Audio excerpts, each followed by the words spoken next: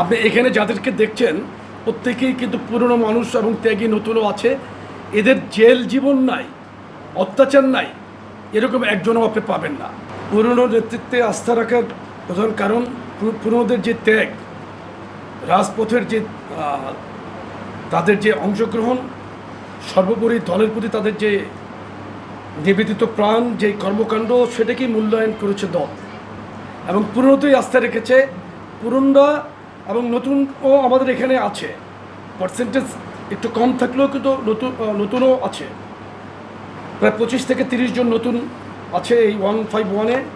আপনার অ্যাকচুয়ালি অভিজ্ঞতা এবং নতুন দুটো মিশেল করেই কিন্তু সংগঠনকে আপনার পরিপূর্ণ সফলতার দিকে নেওয়ার জন্যই আমরা চেষ্টা করেছি এবং আগামীতে এই ধারাটা অব্যাহত থাকবে। কারণ পুরনদের তো আপনি বাদ দিতে পারবেন না। তাদের অভিজ্ঞতা একটা ইম্পর্টেন্ট সাবজেক্ট, তাদের ত্যাগ, এই ডেডিকেশন, লয়ালিটি সমস্ত কিছু মিলিয়েই কিন্তু দল চিন্তা করেছে। আপনি এখানে যাদেরকে দেখছেন প্রত্যেকেই কিন্তু পুরনো মানুষ এবং ত্যাগী নতুনও আছে। এদের জেল জীবন নাই, অত্যাচার নাই, এরকম একজনও আপনি পাবেন না।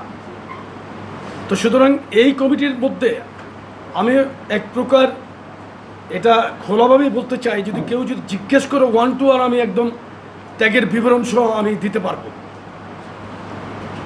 কিন্তু কারো কারো এমনও কিছু, যেমন আমাদের নেতৃবৃন্দ আছে যারা আন্তর্জাতিক পরিমণ্ডলে কাজ করছে, তাদের ব্যাপারটা কিন্তু একটু ভিন্ন। তারা কিন্তু তাদের বিভিন্ন তাদের যে কর্মক্ষেত্র ছিল বাইরে, ওই সমস্ত জায়গায় তাদের কাজগুলোকে আমরা মূল্যায়ন করেছি।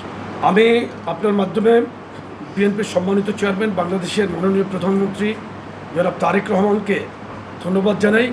উনি যুবদলের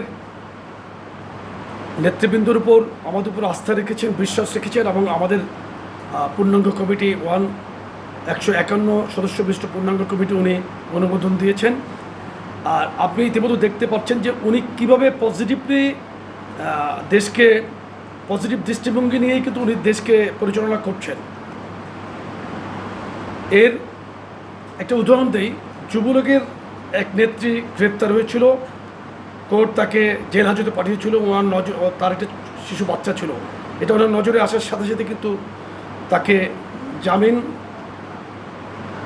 ব্যবস্থা করেছেন এবং ওই যুবলীগ নেত্রী কিন্তু জামিনে বের হয়েছে। এটা একটা বিশাল পজিটিভ এবং আপনার মানবতা। ইতিমধ্যে আপনি দেখেন যে আওয়ামী লীগের এক নেত্রী বের হয়েছে, আর আমাদের মতো লেভেলের নেতারা বছরকে বছর আমরা জেল কেটেছি। আমার সাবেক সভাপতি সুলতান সালাউদ্দিন টুকুর টানা 14 মাস জেল কেটেছি, আমি টানা 11 মাস জেল কেটেছি। আর অত্যাচার নির্যাতন তো এটা প্রতি মুহূর্তেই ছিল, পরিবারের উপর, বাড়ির উপর। আমাদের এখানে যারা আছে প্রত্যেকেই নির্যাতিত। সুতরাং উনি অনেকে সমালোচনা করছে, তাদেরকে আমরা কিন্তু কিছু বলছি না। আপনি দেখেন 5ই আগস্টের পরে নতুন একটি রাজনৈতিক শ্রেণী তৈরি হয়েছে, যারা বেয়াদবি করছে, মব করছে। আমরা কিন্তু সমস্ত কিছুর কিন্তু উত্তর দিতে পারতাম, কিন্তু আমরা ওই যে ওনার পজিটিভ দৃষ্টিভঙ্গিকে অনুসরণ করেই কিন্তু আমরা পজিটিভলি আছি। দেখেন, আমরা কিন্তু সাংগঠনিকভাবে কোনো অবস্থাতেই দুর্বল কোনো সংগঠন না। আমরা একটা বৃহৎ সংগঠন, বিএনপির সবচেয়ে বৃহৎ যুব অঙ্গ সংগঠন আমাদের যুবদল। প্রত্যেকটি জেলা, মহানগর, থানা, উপজেলা, ওয়ার্ড বলেন, পৌরসভা বলেন, প্রত্যেকটি জায়গায় আমাদের শক্তিশালী ইউনিট কমিটি আছে। আমরা যে কোনো সময়, যে কোনো অবস্থাতেই কিন্তু সাংগঠনিক শক্তি আমাদের দেখানো কোনো সমস্যা না। কিন্তু আমরা কিন্তু ধৈর্যের সাথে সমস্ত কিছু দেখছি।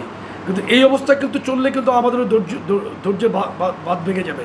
সুতরাং আমরা যুবদলের নেতৃবৃন্দ হিসাবে ওই শ্রেণীটিকে বলবো যে বেশি লাফালাফি করা ঠিক না। সিনিয়রদেরকে অবশ্যই সম্মান করতে হবে। অবশ্যই আমাদের পার্টির কর্ণধার জিয়া পরিবারের উত্তরসূরি জনাব তারেক রহমানকে নিয়ে কেউ যে কোনো মন্তব্য করা থেকে বিরত থাকতে আমি তাদেরকে অনুরোধ করছি। আমরা সবসময় এটা সহ্য করব না।